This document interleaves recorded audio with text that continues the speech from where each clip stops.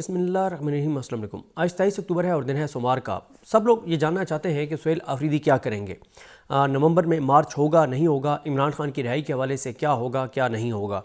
कुछ तफसीलात मैं आपके सामने रखता हूँ कि इस वक्त KPK में क्या चल रहा है, क्योंकि आप जानते हैं कि 3 दिन हम KPK में थे और वहाँ से मुसलसल आपको अपडेट भी करते रहे। और ज़ाहिर है हमारी जो वज़ीर आला KPK सुहेल खान आफरीदी साहब के साथ मुलाकात थी वो तो ऑफ द रिकॉर्ड थी, और उन्होंने बल्कि मुलाकात के शुरू में ही कहा कि मैंने पहले भी सहाफ़ियों से जो मुलाकात की वो ऑफ द रिकॉर्ड थी, लेकिन सहाफ़ियों ने उसको ऑन रिकॉर्ड लाकर सब चीज़ें रिपोर्ट कर दी। तो उन्होंने हमें कहा कि ये बातें ऑफ द रिकॉर्ड हैं, आप अपने एनालिसिस में तो इन चीज़ों को ज़हन में रखते हुए इसके मुताबिक अपना एनालिसिस तो कर सकते हैं, लेकिन आप मुझे इस तरह से इन चीज़ों पर कोट नहीं कर सकते, क्योंकि मैं खुल के आपके साथ बातें कर रहा हूँ। और हमने बहुत से सवालात किए जिसके उन्होंने ऐसे जवाब दिए जैसे हमें भी क्लैरिटी आई कि वो क्या करने जा रहे हैं। फिर ज़ाहिर है 3 दिन गुजर गए, 3 दिन उन्होंने एक्टिविटीज़ की, चारसद्दा, खैबर, करक बहुत कामयाब उन्होंने जलसे और जिरगे किए, सख्त तकरीर की, लोगों का बड़ा जोश खरोश था, लोगों ने रिस्पॉन्स दिया उनको, और नज़र आया कि किस तरह से कितने वो पॉपुलर हैं KPK के लोगों के अंदर, ख़ास तौर पे नौजवानों के अंदर, स्टूडेंट्स के अंदर। और फिर उन्होंने आगे का अपना लाएमल भी दिया और चीज़ें बताई। फिर आज भी मैंने कुछ लोगों से पूछा कि भाई क्या चल रहा है, किस तरह से चल रहा है। तो एक तो ये है कि सुहेल आफरीदी साहब ने अपना एहतजाजी प्लान जो है वो तैयार कर लिया है, और ये प्लान उन्होंने यकतरफ़ा तौर पे नहीं किया, उनका ज़ाती तौर पे प्लान नहीं है, बल्कि उन्होंने इस पूरे के पूरे प्लान के अंदर जो KPK की तंजीम है उसको ऑन बोर्ड रखा है। और ये एक बहुत अहम चीज़ है कि जब से सुहेल आफरीदी साहब आए हैं तो KPK की तंजीम और KPK की हुकूमत ये दोनों एक पेज पर हैं। पहले KPK की तंजीम और पेज पे थी और KPK की हुकूमत और पेज पर थी। जो तंजीम थी KPK की, जुनैद अकबर साहब और उनके साथ बाकी अहदेदार वो बात कर रहे थे, वो अलामिया जारी कर रहे थे, वो मुतालबात कर रहे थे जो इमरान खान साहब का नज़रिया है, जो इमरान खान की सोच है, जो इमरान खान के मुतालबात हैं। लेकिन KPK गवर्नमेंट जो है वो कहीं और खड़ी थी, उनका मौक़िफ़ उससे यकसर मुख्तलिफ था, लेकिन अब ऐसा नहीं है। तो मेरी इन्फॉर्मेशन ये है कि सुहेल आफरीदी साहब ने पार्टी की जो KPK की क़यादत है उसके साथ मिल के एक लाएमल तैयार कर लिया है, और उन्होंने ख़ुद कहा भी था कि वो एहतजाजी सियासत के चैम्पियन हैं। और उन्होंने जो प्लान तैयार किया है, अब उसमें मसला क्या है, उसमें देखें 2 चीज़ें हैं जिसके 2 खौफनाक नताइज हो सकते हैं। एक का बोझ तो सुहेल आफरीदी उठाने के लिए तैयार हैं, एक बोझ के हवाले से सुहेल आफरीदी को कोई मसला नहीं है। 2 नताइज ये हो सकते हैं। नंबर 1 ये कि KPK की हुकूमत गिर सकती है, इसका सुहेल आफरीदी को कोई मसला नहीं है कि KPK की हुकूमत गिर जाए, कोई मसला नहीं है। मैं वज़ीर आला नहीं रहूँगा, कोई मसला नहीं है। हमारी हुकूमत नहीं रहेगी, कोई मसला नहीं है। ज़ाहिर है उनका एक KPK के लोगों का एक कॉन्फिडेंस है, यानी PTI के, कि ये सूबा उस तरह से नहीं चलाया जा सकता फॉर्म 47 के ज़रिए जिस तरह से पंजाब को चलाया जा रहा है, क्योंकि वो ये समझते हैं कि KPK के लोगों के जज्बात कुछ और हैं, एहसासात कुछ और हैं, उनके रवैये कुछ और हैं, वहाँ की रवायात और कल्चर कुछ और है, और वहाँ की हसासियत कुछ और है। इसको एमरजेंसी या गवर्नर राज के लिए ज़रिए नहीं चलाया जा सकता। गो कि मैं इससे पहले जो मेरी 2 वीडियोज़ हैं उनमें से एक वीडियो में मैं तफसील के साथ बता चुका हूँ कि मेरा ख्याल है कि चलाया जा सकता है, क्योंकि अमेरिका साथ है। और आज अभी आपने देखा कि जो खबर आई जिस पर मुस्तफ़ा नवाज़ खोखर साहब ने भी सवाल उठाए कि इसराइली अखबार ने बताया है कि पाकिस्तान की फ़ौज गज़ा जा रही है, और गज़ा जाके कोई उस पाकिस्तान की फ़ौज अगर गज़ा जाएगी तो उसका मकसद कोई वहाँ पे इसराइल के साथ लड़ना नहीं है, इसराइल की फ़ौज के साथ जिहाद करना नहीं है, बल्कि इसराइल और अमेरिका ने एक चाल चली है कि मुसलमान ममालिक की अफवाज को यहाँ पे बुलाया जाए और उनके ज़रिए हमास का ख़ात्मा करवाया जाए, हमास से उनको लड़वाया जाए। तो ये एक बहुत ही ख़तरनाक एक सूरत हाल होगी अगर ऐसा होता है। और पाकिस्तान के लोगों को नहीं पता, पाकिस्तान की पार्लियामेंट को नहीं पता, हुकूमत ने ये बात बताई नहीं है, किसी ने पाकिस्तान के लोगों को ये बात नहीं बताई कि पाकिस्तान की फ़ौज के जवान गज़ा जाएंगे। और वजह मैं आपको बता चुका हूँ कि उनका मकसद कोई वहाँ पे इसराइल के साथ जंग करना नहीं होगा, बल्कि इसराइल की फ़ोर्सेस के साथ मिल के और गज़ा के अंदर से हमास का ख़ात्मा करना, ये उनका पर्पज़ होगा, जो ट्रंप हमें अपने ट्रुथ सोशल अकाउंट्स के ऊपर या अपने ट्विटर के ऊपर बता रहे हैं। और यही सवाल उठाया मुस्तफ़ा नवाज़ खोखर साहब ने कि पाकिस्तान के लोगों को पता ही नहीं है, और एक ऐसी हुकूमत जो पाकिस्तान के ऊपर मुसल्लत की गई है, जो फॉर्म 47 किया है, जिनका अवाम में रूश नहीं है, जिनको अवाम ने मुस्तरद किया, वो ऐसे फैसले कर रहे हैं जो पाकिस्तान के नज़रिए के ख़िलाफ़ हैं, जो पाकिस्तान की असास के ख़िलाफ़ हैं, जो पाकिस्तान के लोगों के जज्बात के ख़िलाफ़ है। लेकिन ज़ाहिर है कोई पूछने वाला नहीं है, और इसलिए मैं ये समझता हूँ कि जब एक ऐसी पाकिस्तान के अंदर हुकूमत है जो अमेरिका के इशारों पर नाच रही है, जो अमेरिका के सामने सरबसुजूद है, जो अमेरिका के कदमों में बैठी हुई है, जो अमेरिका के सामने लेट चुकी है, जो जिस तरह से शहबाज शरीफ ने ट्रंप की तारीफ़ें की हैं हैं मतलब एज ए पाकिस्तानी हम सब का सर शर्म से झुक गया है कि ये जाली वज़ीर-ए-आज़म सही, लेकिन है तो उधर तो तारफ़ उसका पाकिस्तान के वज़ीर-ए-आज़म के तौर पे हुआ है। जिस तरह के उसने अल्फाज इस्तेमाल किए, जैसे उसने ट्रंप के सामने सर नगू हुआ और जैसे ट्रंप की खुशामदी की, अल्लाह ताला माफ़ करे, एज ए पाकिस्तानी बहुत शर्मिंदगी का मकाम है। और अता तारड़ ये कहते हैं कि पाकिस्तान का जो सब पासपोर्ट है उसकी इज़्ज़त बढ़ गई है। ओवरसीज़ पाकिस्तानी बता सकते हैं, जो ज़ाहिर हम तो पाकिस्तान से बाहर नहीं है, वो ये बता सकते हैं। अगर आप में से कोई हैं तो आप बताइए कि जो अता तारड़ कह रहे हैं कि पाकिस्तान के पासपोर्ट की इज़्ज़त बढ़ गई है, क्या वाकई बढ़ गई है? और अगर बढ़ गई है तो क्यों बढ़ गई है? हमारे पास तो ये इन्फॉर्मेशन नहीं है पाकिस्तान के अंदर, ओवरसीज़ पाकिस्तानी बेहतर बता सकते हैं। तो खैर KPK के लोगों के अंदर, जो PTI वाले हैं, उनके अंदर एक कॉन्फिडेंस है कि KPK की हुकूमत को अगर गिराया जाएगा तो ये सिस्टम नहीं चला सकते, किसी सूरत नहीं चला सकते, लोग खड़े हो जाएंगे। और वो जो बातें करते हैं, ज़ाहिर है वो बातें मैं यहाँ पे नहीं बता सकता, वो बहुत सेंसिटिव हैं। फिर हमें ये कहा जाता है कि आप इश्तियाल दिलाते हैं, आप अनारकी की तरफ चीज़ों को लेकर जाते हैं, आप खाना जंगी की तरफ चीज़ों को लेकर जाते हैं। हम नहीं लेकर जाते, जाके पूछ लें KPK के लोगों से, जाके सर्वे कर लें, पूछ लें। हम तो 3 दिन रह के आए हैं, मुसलसल जाते हैं, बहुत ज़्यादा हमारा टाइम KPK में गुजरता है, KPK के लोगों के दरमियान गुजरता है। तो खैर दूसरा, एक तो इसका कोई खौफ नहीं है सुहेल आफरीदी को कि हुकूमत चली जाएगी। दूसरा मसला ये है कि उसका बोझ मुझे लगता है कि सुहेल आफरीदी अपने कंधों पर नहीं उठाना चाहते जब तक इमरान खान की मंजूरी ना हो, क्योंकि एक बात क्लियर है कि राना सनौला कह रहे हैं कि अगर ये इस्लामाबाद की तरफ दोबारा आएंगे तो 26 नवंबर से डबल ताकत का हम इस्तेमाल करेंगे, यानी 26 नवंबर से डबल हम गोलियां मारेंगे। और इस वक्त इस हुकूमत का कॉन्फिडेंस आसमान के साथ पहुंचा हुआ है। मुरीद के वाक़े के बाद देखें, मुरीद के वाक़े के बाद इस हुकूमत को कोई इनके सामने खड़ा नहीं हो सका। जो सुन्नियों की, बरेलवियों की सारी तंजीमें हैं, वो तमाम तंजीमें कंप्रोमाइज़ हैं। बरेलवी तमाम पीर कंप्रोमाइज़ हैं, ना कोई पीर बोला है मुरीद के ऊपर, ना कोई सुन्नी तंजीम बोली है। हाँ, जो तहरीक लब्बैक के जो कारकुन हैं या जो आम पाकिस्तानी है, वो आप टिकटॉक पे देख लें, आप ट्विटर पे देख लें, आप फेसबुक पे देख लें, आम पाकिस्तानी सवाल उठा रहा है। तहरीक लब्बैक से हमदर्दियाँ रखने वाले ये सवाल उठा रहे हैं, उनके कारकुन ये सवाल उठा रहे हैं, उनसे मुतल्लिका लोग सवाल उठा रहे हैं। लेकिन उससे हट के 10 से 15 सिर्फ मौलवियों की, खतीब, उलमा, उनके कोई बयानात आए हैं। बाकी मुफ्ती मुनीब से लेके अबुल खैर ज़ुबैर तक और बाकी जितनी सुन्नी तंजीमें हैं, इन सब के आप जो किरदार देख लें, वो इंतहाई शर्मनाक इनके किरदार हैं। वो सरवत एजाज कादरी को देख लें, जिस तरह से जफ्फियाँ डाल रहे हैं मोहसिन नकवी को, मुफ्ती मुनीब, और जैसे कई दहाइयों के बिछड़े भाइयों जो अचानक किसी जगह पे मिल गए हों और एक दूसरे को पहचाना हो कि हम भाई बचपन में हम बिछड़ गए थे और अब हम इतने बड़े हो गए और अब हम 50 साल, 60 साल, 70 साल बाद हम मिल रहे हैं, कई दहाइयों बाद हम मिल रहे हैं। तो इस तरह से वो मिल रहे हैं। तो सुन्नी तंजीमों की कोई हैसियत नहीं है, कोई औकात नहीं है, क्योंकि वो कंप्रोमाइज़्ड हैं, वो हुकूमत की गोद में बैठी हुई हैं। ये बात मैं इसलिए कह रहा हूँ क्योंकि कोई हुकूमत को कहीं पे भी वो हुकूमत के सामने खड़े नहीं हुए। कहीं तो हुकूमत को रोक लेते, कहीं तो हुकूमत को कह देते कि आप ये काम ना करें। जो कुछ हो रहा है आप देख लें, मस्जिदों के अंदर जिस तरह से सूरत हाल हो रही है, वो सारी चीज़ें आप देख रहे हैं। इसके ऊपर सुन्नी तंजीमें सिर्फ बयानबाजी कर रही हैं, ड्रामे कर रही हैं। और ये भी मैं किसी से मेरी बात हो रही थी, उन्होंने मुझे कहा कि सुन्नी ये जो तंजीमें हैं, इनको जानबूझ के आगे किया गया है और इनसे कुछ बयानात जानबूझ के दिलवाए जा रहे हैं जो बज़ाहिर सख्त बयानात हैं, कि ताकि जो लोग हैं उनको लगे कि नहीं यार ये सुन्नी तंजीमें खड़ी हुई हैं, ये खुद हुकूमत के साथ कोई बात कर लेंगी, हुकूमत के सामने मज़ामत कर लेंगी, ताकि कोई जेनुइन नीचे लोग ना ऊपर आ जाएं, जो जेनुइन लोग हों वो ना खड़े हो जाएं, जिनके पीछे अवाम खड़ी हो जाए, जिनके पीछे सुन्नी खड़े हो जाएं, तो उनका रास्ता रोकने के लिए कोई जेनुइन लोग ना, कोई जेनुइन तहरीक ना उठ खड़ी हो, उनका रास्ता रोकने के लिए सुन्नी तंजीमों को चाबी दी गई है कि चाबी वाले खिलौनों तुम थोड़ी सी बात कर लो। अब मैं देख रहा था एक फुटेज के अंदर, उसके अंदर वो भी एक बैठा हुआ था, मैं देख रहा था, जो नून लीग का एक तरह से नून लीग की वजह से उसको ओहदा मिला हुआ है। एक और मैं देख रहा था जिनकी तंजीम को इस वक्त, जिनके तंजीम के लोग नून लीग को इतना डिफेंड कर रहे होते हैं सारा दिन। तो सुन्नी तंजीमों की कोई जो है वो कोई इस वक्त हैसियत नहीं है।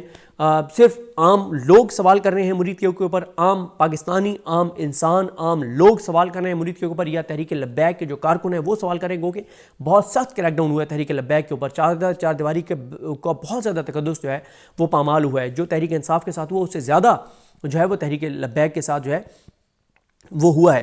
तो मुरीद के वाक़े के बाद हुकूमत का कॉन्फिडेंस और बढ़ गया है।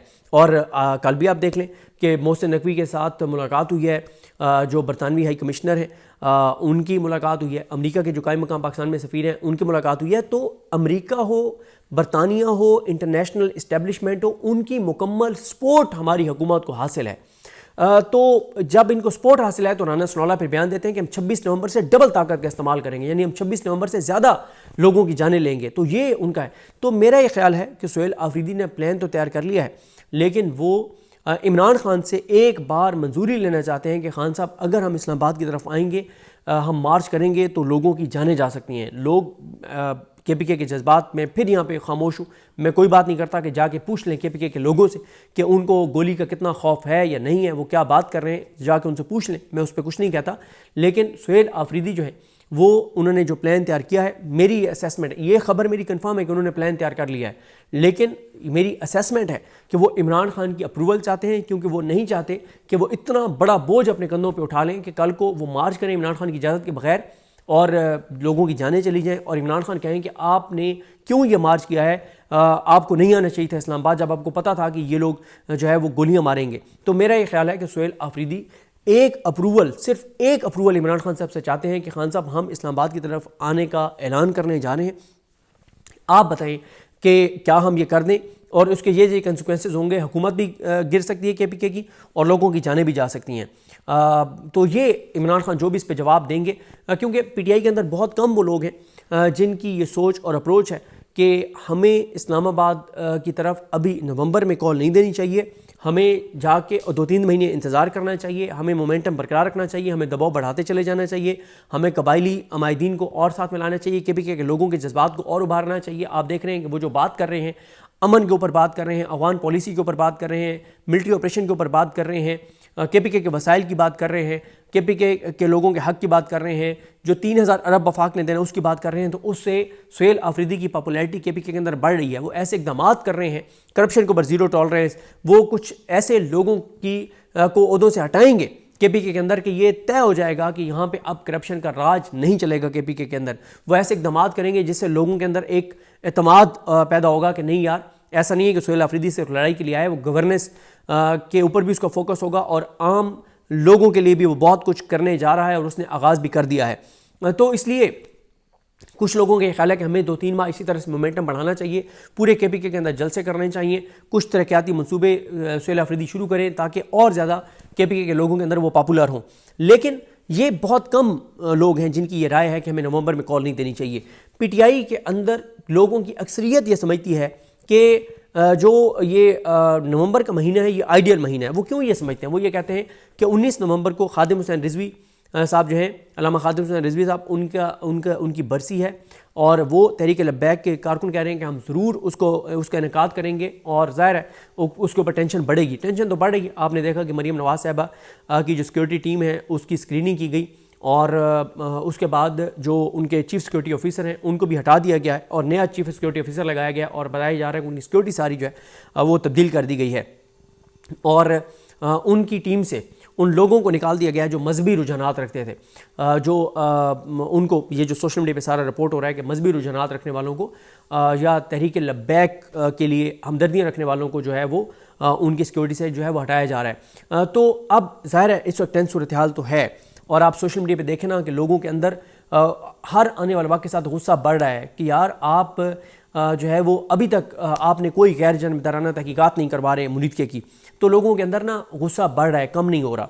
तो तहरीक इंसाफ के अंदर लोगों की अक्सरियत ये कहती है कि एक ऐसे वक्त के ऊपर जब पंजाब के लोगों के अंदर गुस्सा बढ़ रहा है और 19 नवंबर को तहरीक लब्बैक ज़रूर इनेकाद करेगी अल्लामा खादिम हुसैन रिजवी साहब की बरसी की और उसके बाद 22-23 नवंबर को उन्होंने चेलम का ऐलान किया हुआ है कि हम मुरीद के में चेलम करेंगे। वो भी वो करना चाहेंगे, उनको करने दिया जाता है, नहीं करने दिया जाता वो अलग बात है।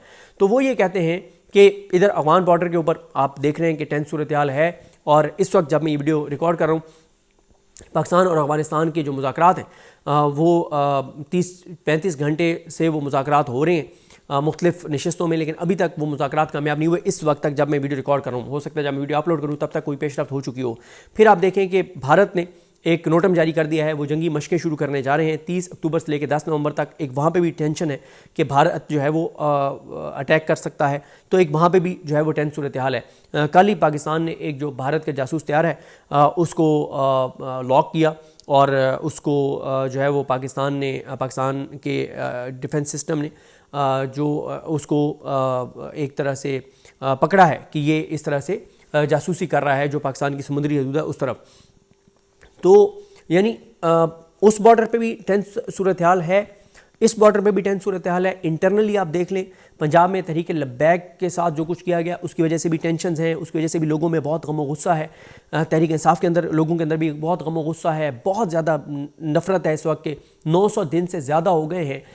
एजाज चौधरी साहब, उमर सरफराज चीमा साहब, इनको यास्मीन राशिद साहबा, मियां महमूद रशीद साहब, उन लोगों को और कोई इसी तरह से 900 दिन हो गए हैं तकरीबन जो मिलिट्री कोर्ट्स की कस्टडी में हैं लोग, वो फिर इमरान खान साहब को जो है वो 800 दिन से ज़ायद हो गए हैं नाहक कैद काटते हुए। इमरान खान साहब की अहलिया को आप देख लें कि कितने दिन हो गए हैं।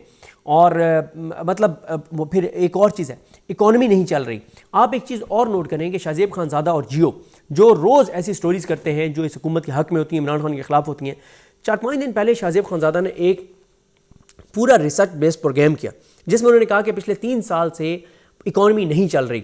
कुछ नून लीग के लोग पहले ये बात कर रहे थे कि नवाज शरीफ नवंबर के हवाले से कुछ फ़ैसले ऐसे करना चाहते हैं, या नून लीग से कुछ ऐसे फ़ैसले करवाने की कोशिश की जा रही है जो नून लीग नवाज शरीफ नहीं मान रहे। तो इसको यहाँ जोड़ा जा रहा है कि मीर शकील रहमान साहब के बारे में, क्योंकि कहा जाता है कि वो मियां नवाज शरीफ के बहुत क्लोज़ हैं। तो ये जो 3 साल वाली स्टोरी है कि 3 साल से इकॉनमी नहीं चल रही और इकॉनमी बर्बाद हो गई है पिछले 3 साल में, और करोड़ों लोग ख़त गुर्बत से नीचे चले गए हैं और करोड़ों लोग बेरोज़गार हैं और बहुत ज़्यादा लावा पक रहा है। ये सारी स्टोरी जो शाहजेब खानज़ादा ने किया है, इसको जोड़ा जा रहा है कि मियां नवाज शरीफ का वो जो कहा जा रहा है कि वो एक फ़ैसले के ऊपर अड़ के बैठे हुए हैं कि मैं ये नहीं करूँगा। तो इधर से जियो शुरू हो गया है कि इकॉनमी नहीं चल रही, तो एक पूरा एक माहौल बनाया जा रहा है। मौलाना फजल रहमान ने गो के पहले कहा था कि वो भी आएंगे, लेकिन उन्होंने कोई ऐलान नहीं किया। जमात इस्लामी भी, अच्छा जमात इस्लामी और मौलाना फजल रहमान जब भी कोई ऐलान करें तो उसका हरगिज़ ये मतलब नहीं होता कि ये सिस्टम के अगेंस्ट आ रहे हैं, बल्कि उसका मकसद ये होता है कि इनको भी थोड़ा सा खड़ा किया जाए ताकि ये तासुर दिया जाए कि सिर्फ PTI एंटी इस्टेब्लिशमेंट नहीं है, बल्कि जमात इस्लामी भी एंटी इस्टेब्लिशमेंट है, मौलाना भी एंटी इस्टेब्लिशमेंट है, ताकि एंटी इस्टेब्लिशमेंट जो एक सेंटीमेंट्स हैं वो तकसीम हो जाए, सिर्फ PTI के पास ना रहें। और अगर वो एंटी इस्टेब्लिशमेंट सेंटीमेंट्स और एंटी हुकूमत सेंटीमेंट्स तकसीम हो जाते हैं तो फिर जो लोग पीछे होंगे मौलाना फजल रहमान के और जमात इस्लामी के, वो तो ऐसे समझें कि हुकूमत और इस्टेब्लिशमेंट के अपने हाथ में है, वो तो फिर उनका कोई मसला नहीं है, उनको तो वो बड़े अच्छे तरीके से मैनेज कर लेंगे। तो उसका ये मकसद होता है। तो तहरीक इंसाफ के अंदर लोगों की अक्सरियत का ये फ़ैसला साजों में से ख्याल है कि महंगाई मुसलसल बढ़ रही है। आटे का आप देख रहे हैं कि जिस तरह से आटा और गंदम जिस तरह से महंगे हो गए हैं, किसान पहले ही तबाह हाल है, इंडस्ट्रियलिस्ट तबाह हाल है, एक्सपोर्ट्स हमारी गिर रही हैं, ताजिर परेशान हैं, दुकानदार परेशान हैं, तनख्वाहदार तबका परेशान है, ओवरसीज़ पाकिस्तानी परेशान हैं, ब्रेन ड्रेन बहुत ज़्यादा हो रहा है, लाहौर आलूदगी में नंबर 1 आ गया है। और इसके अलावा आप कश्मीर के अंदर एक आज़ाद कश्मीर के अंदर आपने देखा अनसर्टेनिटी देखी। अब वहाँ पे नून लीग पीपल्स पार्टी को वहाँ पे हुकूमत दे रही है ताकि तुम अब आके लूट लो, पहले हमने लूट लिया अब तुम आके लूट लो। और 14 अरब रुपए के तरक्याती मनसूबों, 14 अरब रुपया अभी वो है नहीं कि गाँव बसा नहीं और लुटेरे पहले आ गए। अभी पीपल्स पार्टी ने हुकूमत संभाली नहीं है आज़ाद कश्मीर की और 14 अरब की इधर से शहबाज शरीफ वगैरह ने मंजूरी दे दिया। अब पहले उन्होंने खाया, अब ये खाएंगे। तो ये खौफ और गहम है। बाकी तो आज़ाद कश्मीर के अंदर हालात आप जो आज़ाद कश्मीर के उनको पता ही है कि वहाँ पे कितना एक पैसा जो है वो लगा है। तो अब इसलिए जिस तरह से मैंने आपको अर्ज़ किया कि PTI के लोगों के जो फैसला साथ उनकी अक्सरियत ये समझती है कि हमें नवंबर की कॉल दे देनी चाहिए। और हमें नवंबर की कॉल इसलिए देनी चाहिए कि इधर तहरीक लब्बैक के साथ हुकूमत ने बर्दाज़मा है और तहरीक लब्बैक के लोग दोबारा रीऑर्गेनाइज, उनके जो हामी हैं वो हो रहे हैं 19 नवंबर के लिए और 23 नवंबर के लिए। दोनों बॉर्डर्स के ऊपर टेंस सूरत हाल है, हुकूमत का फोकस उधर भी है और जो महंगाई है वो बहुत ज़्यादा बढ़ रही है, लोगों के अंदर पहले ही नफ़रत है।